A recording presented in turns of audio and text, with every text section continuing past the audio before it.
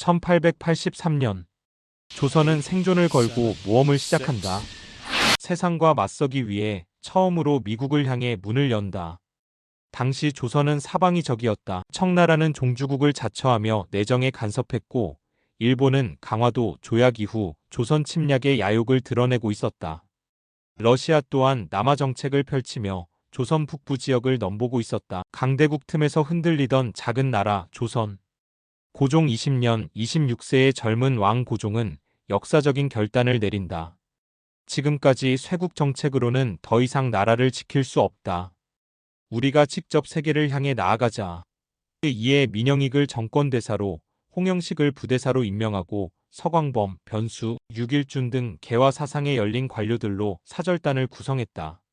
1883년 7월 2일 보빙사 일행은 인천항을 출발했다.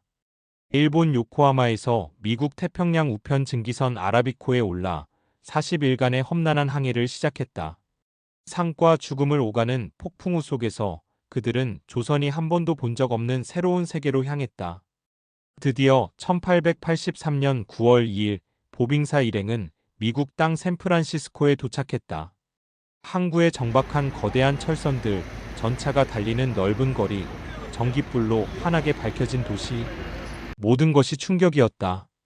특히 육일주는 당시의 모든 경험을 상세히 기록했는데 이것이 후에 서유견문으로 출판되어 조선인들에게 처음으로 서구 문명을 소개하게 된다. 샌프란시스코에서의 환영 만찬과 공식 행사를 마친 보빙사는 대륙횡단 열차에 올랐다.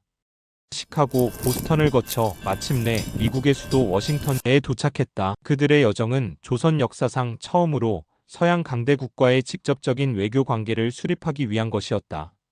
1883년 9월 18일 역사적인 순간이 찾아왔다. 백악관에서 미국 대통령 체스터 A. 아서와의 공식 만남. 민영익은 고종의 국서를 전달하며 의미심장한 선언을 했다. 조선은 독립국이다.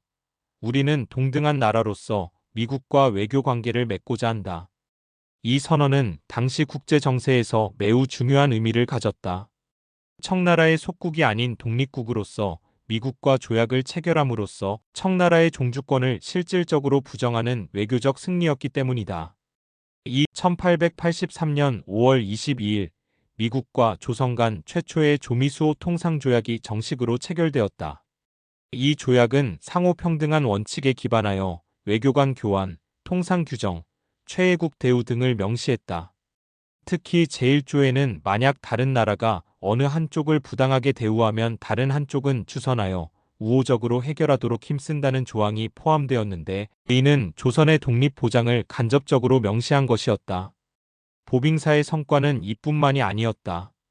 그들은 미국의 선진 문물을 직접 보고 기록했다.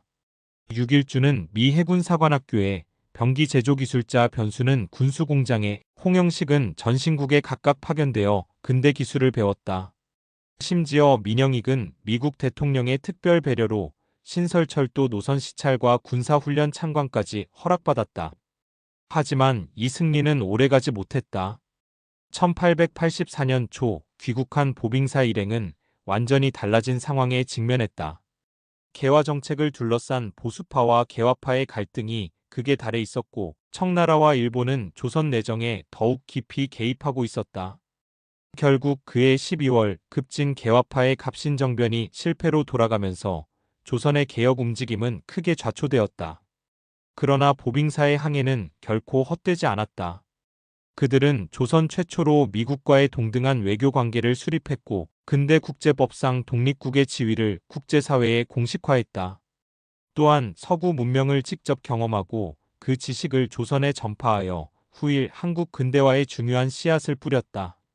1883년 바람과 파도를 뚫고 운명을 바꾸려 했던 12명의 사나이들. 세계로 과감히 나아간 그들의 용기는 대한민국 외교사의 시작을 알린 진정한 개척 정신이었다. 이것이 조선 최초의 미국 외교 사절단 보빙사의 이야기입니다.